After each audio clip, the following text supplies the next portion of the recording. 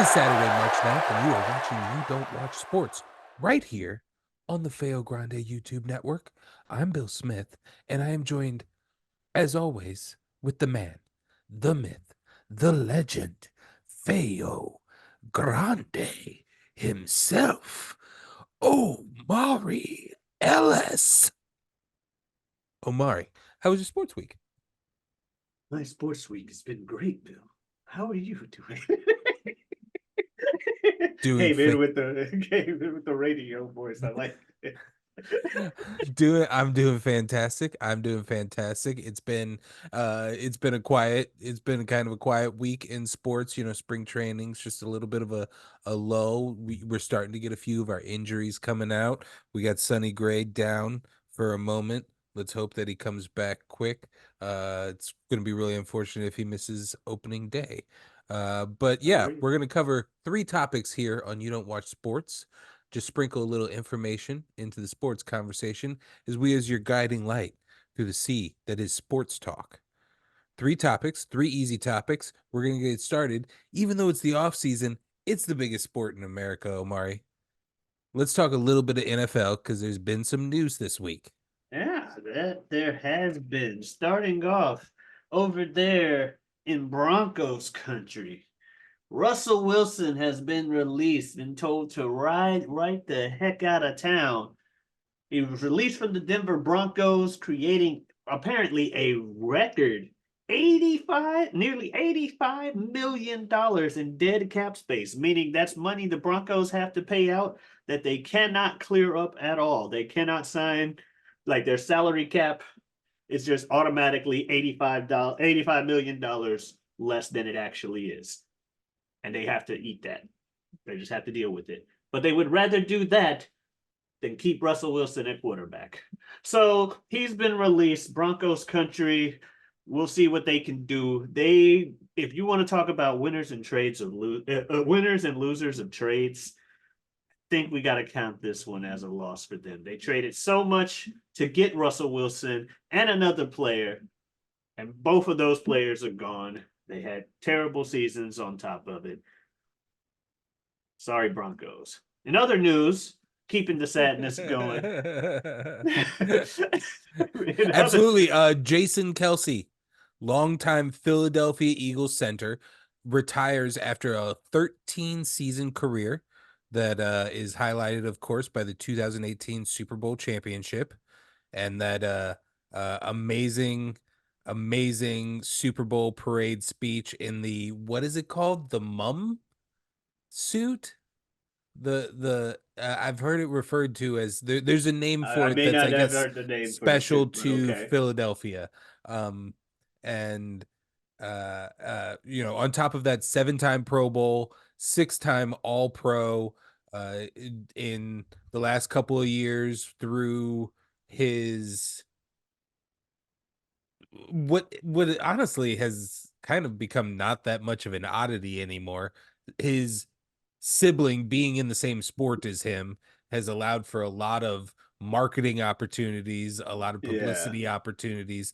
They have one of the largest podcasts in the world now. true. So yeah, so that's been kind of the later, and you can already see kind of the guiding tracks of post career life for him. But wish him all the best. Congratulations to Jason Kelsey on an amazing 13-year career. And part of the Wow. team that beat the hate part of a team that beat the Patriots in the Super Bowl. So Omar, you can officially take Jason Kelsey off of your free agency tracker. That you Uh can. but we do have some fish out there in the sea. This sport isn't all about the draft. Sometimes you got to go out there and you got to get that free agent. Who's our top dog right now?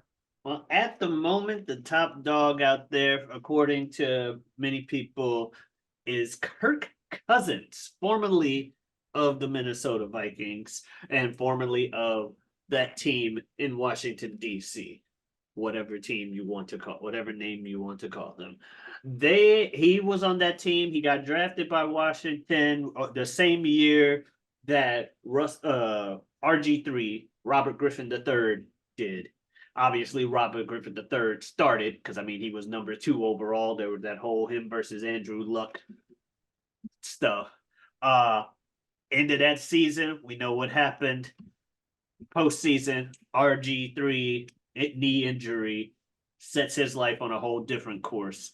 Upsets Kirk Cousins, who wasn't nearly as explosive, but he was serviceable enough. He kept them in games, and I think he was right around the middle, 8-8, if not sometimes slightly better. But he was a solid quarterback, and he kept them, from going completely into mediocrity. Right. Some money disputes happen. He goes to Minnesota and has to pretty much prove himself over again. And he does, including a playoff run where he beat somebody, and then you see him like going to the back, and he's just like, yelling it at the camera. That just became his thing every once in a while now. Only problem with Kirk Cousins is he's had one of the longest losing streaks for Monday Night Football, if I remember correctly.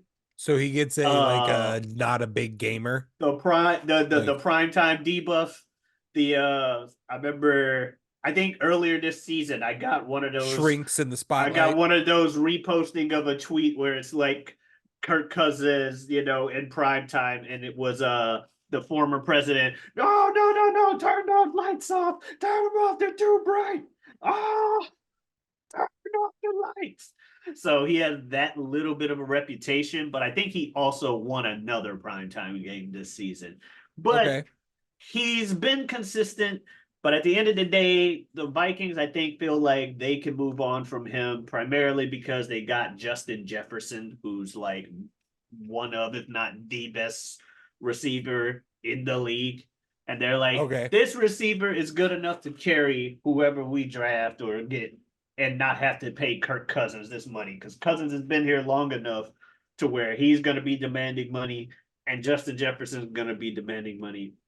Easier to pay Justin because he's younger. He's like, I think 3 or 4 years in compared to Cousins, who's, I mean, if he got drafted the same year as RG3, he's around a decade, Okay.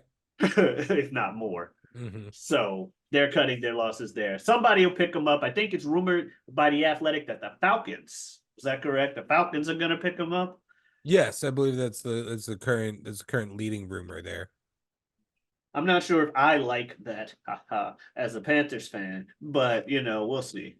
I might like it because at the same time, if he actually does not show up in a lot of games that matter, if in the next 5 years we get relevant again, we don't have to worry about him. Oh man, wait a minute. A choker on the Falcons?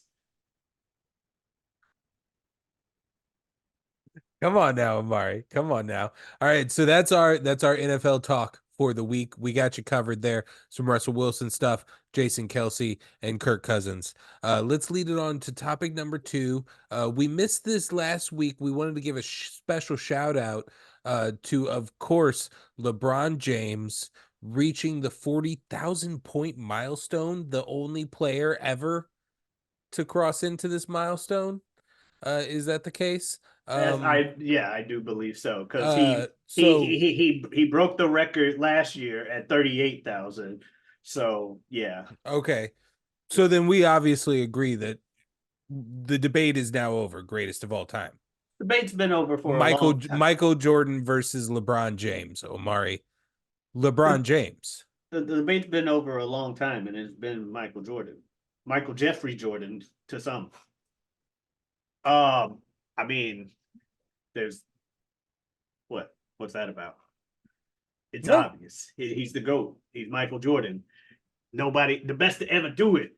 I Hey, don't care. He didn't have this whole league where you could just throw up 3 pointers, like 30 of them a game, and some of them fall in. Oh, I happen to get some points. Granted, LeBron, very good driver of the basketball. Okay, very good driver of the basketball, good passer, good basketball IQ. And though he has a bigger one than people give him credit for, he just ain't got that same killer mentality. Okay, Michael Jordan goes out there and 9 times out of 10, last game, last shot of the game, Jordan's taking that. Kobe's taking that.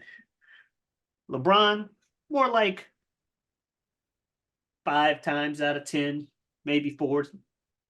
Usually he's passing it though. 6 times out of 10, LeBron's passing it, which smart. Get it to the open guy. They're gonna come after you if you're the best player on your team. But you have your whole Michael Jordan drafted by the Bulls, stayed with the Bulls, undefeated in the finals with the Bulls. Did it take him a while to get there? Yeah, some first round exits. But unlike other people, he waited till his team drafted the people they needed to draft. He ain't go join and take his talents to somebody else. People with talent eventually came to him. Something LeBron can never get anybody to do.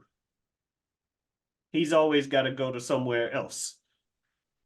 And there could be a lot to be said that, oh, but I'd rather live in Chicago or Cleveland. They're both cold in the Midwest. And both, not as big sports cities successfully, at least, as they used to be. So kind of a wash in that regard. Bottom line is, Jordan did it in a time where there were tons of Hall of Famers out there, where the defenses were a lot tougher. They would go out You there, a saying lot there's less not Hall of fouls. Famers out on the court right now? You're Not the saying there's not same Hall of degree. Famers out on the court right now? That's not what I'm saying. Said he did it against people who You're are saying all. Steph Curry is not going to be one of the greatest of all time? It's debated that he's better than LeBron. You're Nobody saying that okay, I'll put it this way. There's Hall of you're Famers saying in both Kevin of them. Durant isn't Hold going to on. go into the Hall of Fame? You're saying There's Hall of Famers in both eras. The difference is the Hall of Famers that Jordan was with, it was already known that he was better than all of them. They still debate who's better between LeBron and his compatriots. Why? Because his compatriots actually beat him. Any rival you want to have for Jordan during Jordan's when Jordan arrived, any rival he had lost. When LeBron had already arrived, Heatles LeBron. I'm not even talking about pre-Heatles LeBron startup career, because then you have to do startup of Jordan's career. Both of them didn't do good till they got that right hand man. Yep. And so they could go and do things. But nobody, once Jordan got his right hand man and got the team going, you couldn't touch him. LeBron, he's touched by everybody. Curry won 4 in LeBron's era. Can I go now? Can I go? Can I go? Yeah.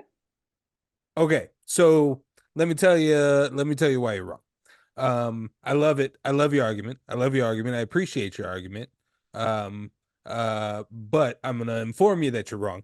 And here's why. And I'm not gonna talk about any garbage about he changed teams or anything like that. This is a different era of sports. Almost nobody wears one uniform for a career. It is so much rare. It is so much rare than it has always been. That's a completely separate thing. I'm not gonna go under a microscope, and I'm not gonna look at individual moments, because the beauty about being a legend, the beauty about being a Hall of Famer, is that nobody's looking at when you threw a pass out of bounds. Nobody's looking at when you bricked a shot. That doesn't have a million hits on YouTube. That doesn't have a million hits on YouTube. That's not what people are talking about. They're talking about the great times, because they're not currently watching greatness. They think that they're currently watching greatness, but they can't see it because there's stuff. So I'm not going to look at the microscope. I'm going to look at the macro. I'm going to look at the macro. I'm going to look at the stat lines, and I'm going to see that somebody is topping in all individual categories of being a basketball player, of playing the game of basketball. I'm not talking about what your team does. That can be strongly on you, but at the end of the day, you got a dozen other men. You got men in suits. You got men with bankrolls, all depending on how your season is going to go. All right. All you can do is what you do with the ball in your hands. Mm-hmm. And the stats don't lie. But I'm not even, you know what? I'm not even going to talk about that in No, this no, one. no, no, no. The I was gonna one say, let's talk thing, about the individual no, stuff. no, Go no. ahead. The one thing I'm going to talk about, the one thing I'm going to talk about, Omari, Mm-hmm. that makes LeBron James the greatest of all time 6'9, 250 pounds. There are Six people. nine, 250 pounds, Omari. When a man can play every position on the court at an MVP level, he is the greatest of all time. When he can do that while accumulating the same stat levels of the previous GOAT and play all positions on the court, it's over. It's over for me. MVP level, yet he has less MVPs, finals and regular season. This is true, but then this again, Score you can make an individual, not team you stats. So can I'm gonna ignore LeBron's that assist is an stuff. individual stat, but it is a group. It is a you're also talking about it is a not scientific data look, All technically, right, because you're talking about different players in the field. You're fine. talking about Individual stats different only. data Then pieces. 10-time scoring champ. Again, That's individual. that is in reference to what other men in Jordan's seasons were scoring. Jordan became the scoring champ. If everybody else throws 19 and I throw 20, I'm the scoring champ. But is 20 a good scoring champ number? No, you want that in the 30s. But that's all based on the field. So The don't man go start averaged 30 researching. for You his can't career. actively research here. The man averaged 30 for his career. It's the same page the whole time. It's just looking at you or looking at the stat. LeBron only averaged 27. And Jordan shot less threes. Okay. So But also Jordan is not getting the blocks and the rebounds he's that James getting is getting. Jordan's getting knocked on his ass. They created rules specifically for him where you can beat the shit out of him and not get called for it. The Jordan rules. That's a thing. So no, he didn't deal with having to block and rebound, yet he still got more defensive championships than LeBron as well, or all defensive team selections than Mr. Block by James. Again, we're talking that But I'm just saying, for a guy again we're talking. known You're bringing for up a being that, political. You're talking about a political voted on stat, which is great. I'm It's just lovely. Same with MVPs, but it's in it's vulnerable because it's subjective human opinion. It's built on subjective human opinion. So I can understand it being used in an argument, but I believe it invalid because it's just like the gold glove from my point of view from another perspective of a sport, nobody really focuses on gold gloves much because for a good chunk of its existence, like up until just a couple of years ago, it was just most popular. It was prom king. Most popular at that position. I don't care what his defense is. I know it's a defensive award, but prom king, whoever's name would sell the most. Uh, so that's an infallible system in my opinion. But all I know. I mean All I it. know is you can never ask LeBron James for $1 because he's only got 3 quarters. That's right. I went back to 2010 on you. You know, when he fucking choked in the finals. He choked. Jordan ain't do that. Jordan couldn't possibly do it because he had several $100,000 riding on the game. Um, Don't everybody gets a championship paycheck, Bill. Everybody gets a championship paycheck. I love this debate, and it, you know, the I think the real answer to all of these is that there are always generational goats. And Indeed. I think one of the things that we helped prove here is that it's nearly impossible to compare different eras. You're playing two different games nearly. Um they are the greatest of all time, along with Bill Russell and Wilt Chamberlain. And for the people who think I don't like LeBron at all, based off of me just having this one conversation, no, He LeBron. had that on deck to pull out. I'm a And LeBron. and I loved Michael Jordan. Yeah, We literally just obviously. flipped coins basically to Everybody get decide up. It's whose time to side was going to slam win. now.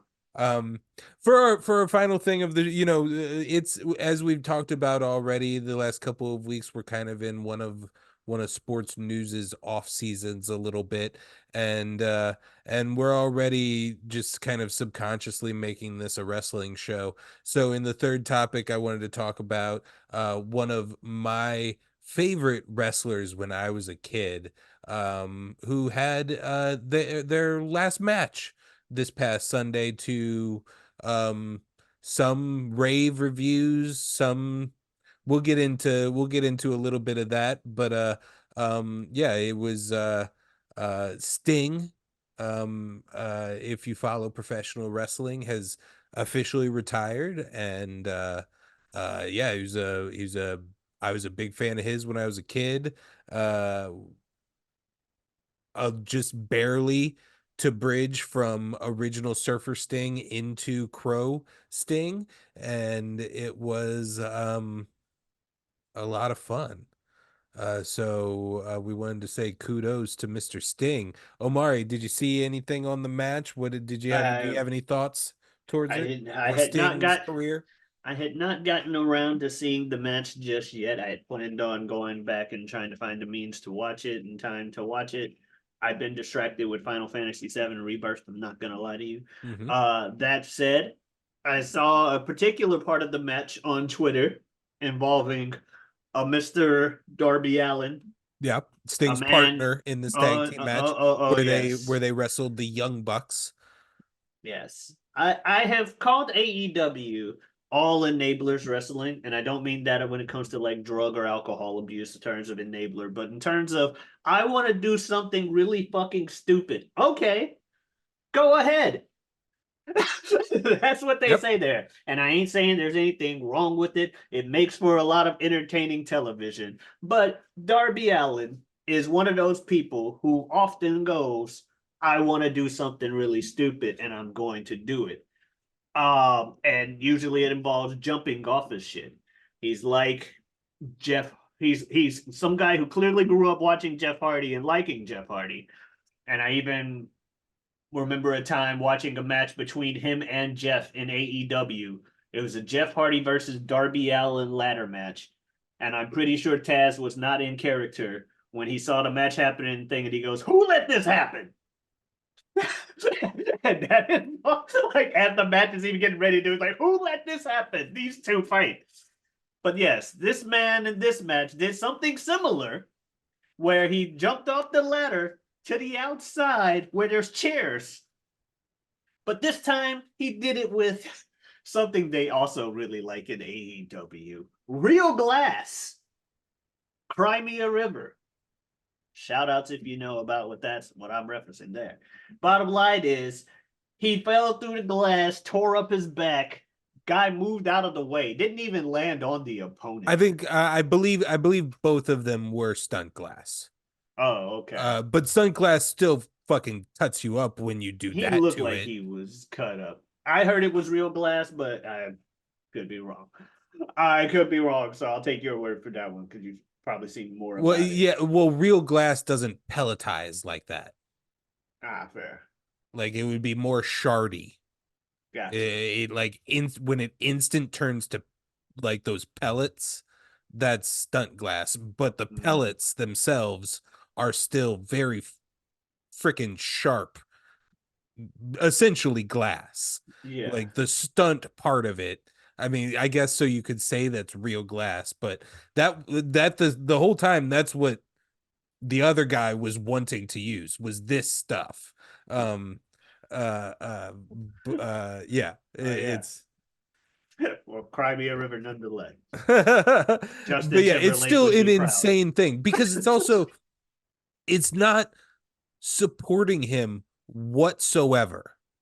So he is taking a swanton drop bump onto his back Through glass onto chairs, if I remember correctly. from Chairs. 20 feet up. I mean, no, it's not even the chairs are too far apart. He barely even touches the chairs. Okay. He goes He straight he onto the ground. he has landed straight onto the chairs in that I've Jeff Hardy seen match. I've seen the chair thing and I would almost prefer that because the chairs are gonna give. Yeah. Yeah, he crashes through the glass, it instant pelletizes, and then he full force from basically just falling 20 feet lands on the ground. It's an insane spot. He Not don't something sleep because his it's head's kind of on fire. why, like, if we're gonna get down this road, it's kind of why I hesitate towards AEW. Um I hope a friend of the show, That's Ibn, not the norm. appreciates us talking about AEW, but I'm going to be honest about my opinions on it a little bit. This is where I start to shy away a little bit because although when I was a kid, I really was into the hardcore era. I didn't know, like, you don't know how real it is. And acknowledging like what these people are sacrificing. Like when you see Mick Foley walk around today. Um, and he would probably, I don't know if he would take back a single second of it. He's thinking But about trying to do one more I death know, match. I know. Yeah, and he wants to be a death match. Of course he does. Of It's Mick course. Foley. Yeah. Um, so I Now I just will say that Darby Allin, like the bleeding and shit like that, is not the norm. That's usually some save it for pay per view type shit. But they do like up their spots and stuff, and there is a lot of good stuff to watch. Like there, I will say that with AEW, it's just Darby Allin is gonna jump off of something if he's in a match, and he's gonna probably take some painful looking bumps. no, Now yeah, if you see want that's someone who's almost guaranteed to bleed, that's John Moxley. yeah. That guy, I don't Like know if he I can wrestle heard a match without bleeding. I heard somebody say at some point uh uh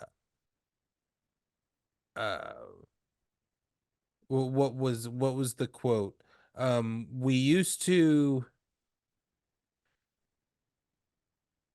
We used to do things that didn't hurt and the people thought they were real.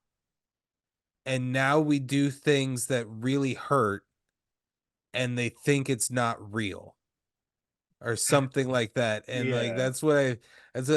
I just like every time I watch a highlight package, there's just some sort of slam or flip or drop onto necks and shoulders and then Darby doing something and then Sammy doing something and then Mox is looking like a fucking toad because he's cut his fucking forehead up so much.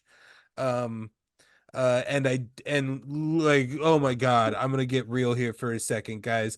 What the fuck is up with Eddie Kingston? Like, I understand that he's a funny promoist, but like You get it or you I don't. don't I don't I don't get the in-ring part of it. Like I don't get the in-ring part of it. I don't. I Um don't think anybody's out here calling this man Kurt Angle. Yeah, but like at the same time presenting the company as this real sports feel thing and how Daniel Bryan got so disrespected in the WWE and Bryan Danielson is able to be so much more and better and then he loses to Eddie Kingston 3 times in their career. This dude is getting pushed. I don't understand those portions of it. um like Eddie Kingston as like the continent, the real sports feel, and we're gonna build a tournament and declare this continental champion, and it's gonna be filled with these great 5-star match wrestlers and technical champions, and we're gonna do I mean, that was more of we're, an underdog thing. And yeah. like I said, I guess I think my argument with Eddie Kingston at the very least is if his character or if his promos and stuff consisted of him acting as if he was that pristine guy or whatever, Hmm. it'd be a lot harder for me to suspend whatever disbelief.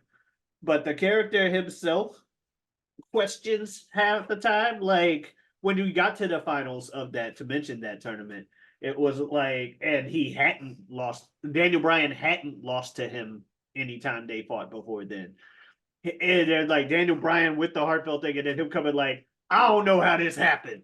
I'm just fucking here. I'm gonna make the most of it, type shit.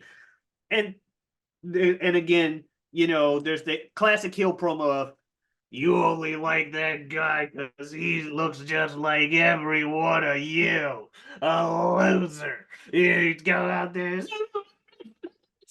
classic heel promo type shit. Hmm.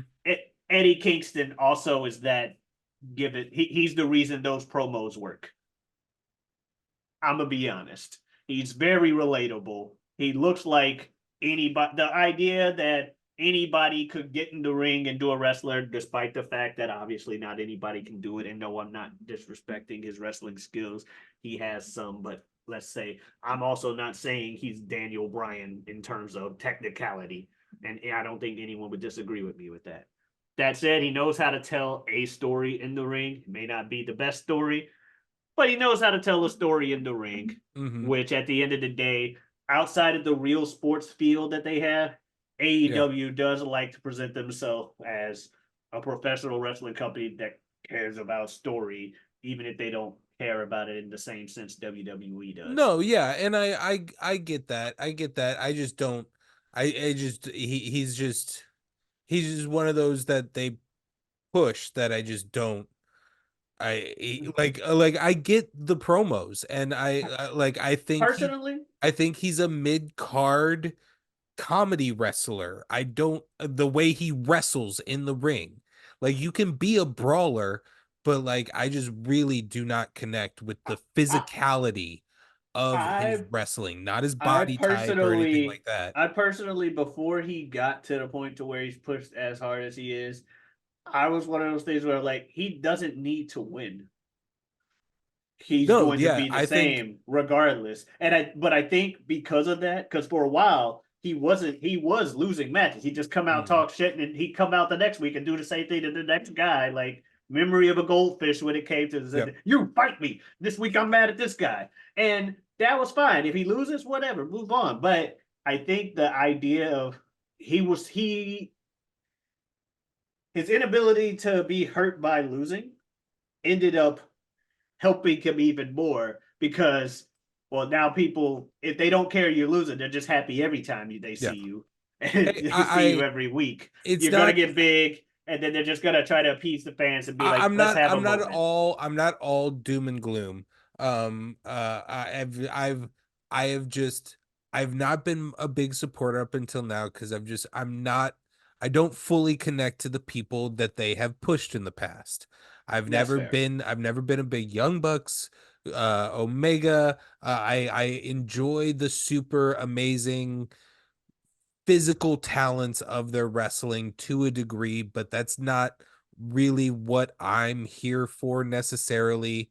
And that's what all of their stats are put into, mostly. And so I just don't, I've never really gone that way. And then the former WWE guys that they've pushed have all been not really the WWE guys that I ever really latched on to.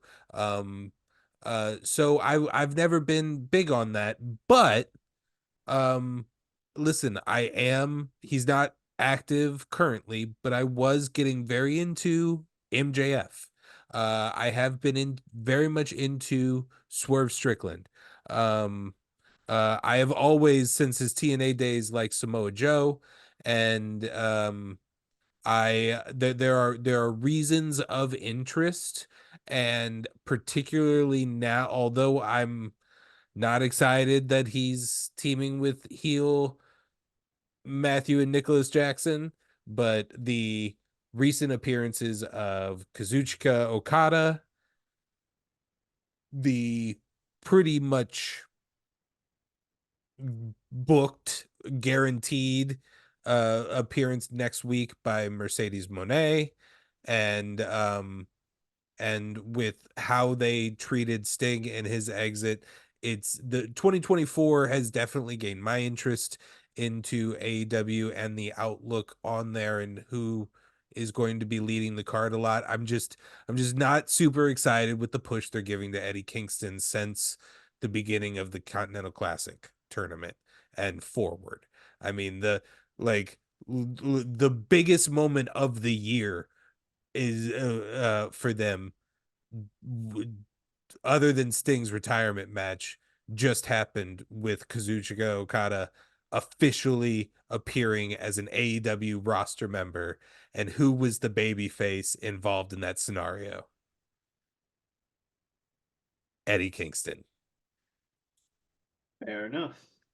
Yes. Who, like, they brought him out and turned him heel against what baby face of the company? Eddie Kingston. So I'm not super excited about that, but I am excited about a lot of other things with them and looking forward to a 2024 with AEW. Okay. All right, so that's our three topics. We went a little crazy this week, guys. Some NFL, some NBA, some AEW. Uh, this is You Don't Watch Sports. We covered three topics for the guiding light to the sea that is sports talk. I'm Bill Smith, Omari Ellis. You can also find us on this same channel doing a show called This Guy Hasn't Seen, where we watch stuff, trading things back and forth that one guy has seen, the other one hasn't. We cover movies, we cover TV shows, we cover lots of different things. So you should probably check that out. Omari, where else can they find you?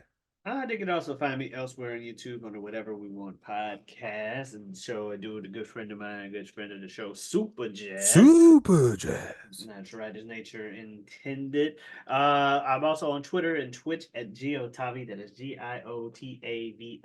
Come on in, stop on by. I've been playing a lot of Final Fantasy VII recently. It's fun. Nice. Yeah, Wonderful. I have never played a Final Fantasy game. that's fair. All right. So, thank you guys so much for watching.